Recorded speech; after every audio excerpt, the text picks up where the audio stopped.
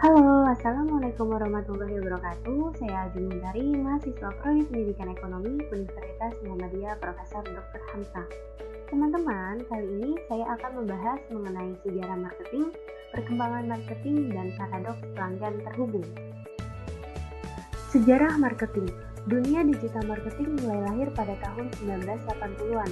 Hal ini ditandai dengan rilisnya produk komputer pertama oleh IBM pada tahun 1981. Kemudian munculnya perangkat lunak berbasis data oleh Badan Standarisasi Nasional Amerika Serikat pada tahun 1986.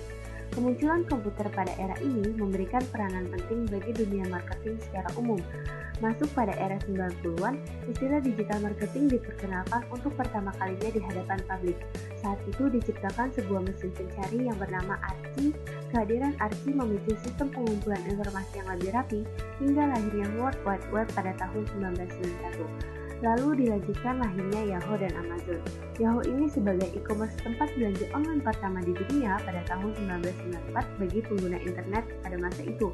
Pada tahun 1997, situs Google diluncurkan dan Yahoo berbasis situs web pada tahun 1998. Pada era 2000-an, inilah perkembangan yang pesat dunia digital marketing terjadi.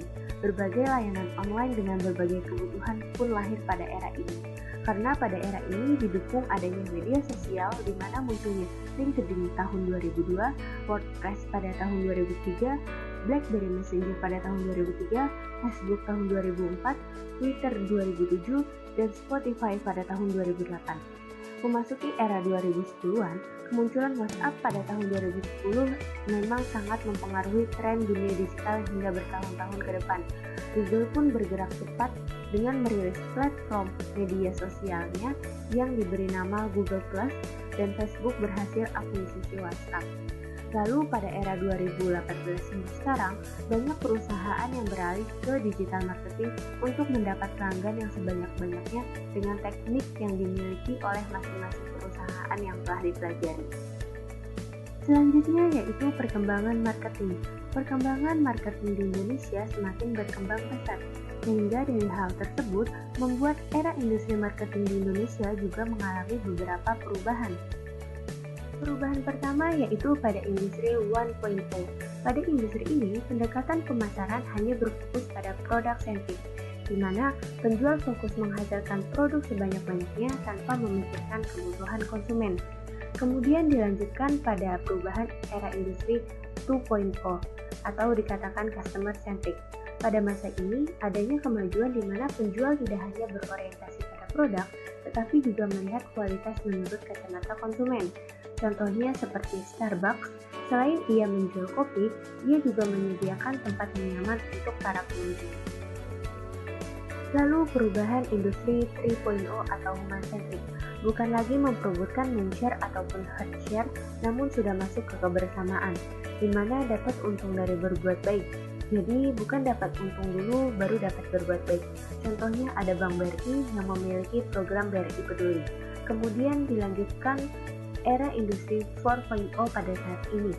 Digital online dan offline dibutuhkan untuk saling melengkapi. Pendekatan terbaru pada era ini, pemasaran mengacu pada pola perilaku konsumen dan pada masa ini promosi sudah banyak dilakukan di berbagai media sosial. Juga berorientasi pada perilaku konsumen yang dikenal dengan kerangka kerja 5A yang terdiri dari aware, appeal, ask, act, dan advocate. Contohnya pada era ini ada Shopee, Tokopedia, dan media e-commerce lainnya. Dari pembahasan sejarah dan perkembangan digital marketing, sebenarnya digital marketing itu apa sih? Digital marketing ini merupakan semua upaya atau teknik pemasaran yang mempromosikan suatu produk atau merek menggunakan perangkat elektronik atau internet, baik melalui email, media sosial, situs web, dan media lainnya. Kenapa harus digital marketing? Karena dengan menggunakan digital marketing memudahkan komunikasi dengan konsumen, terutama dalam mempromosikan suatu produk kepada konsumen.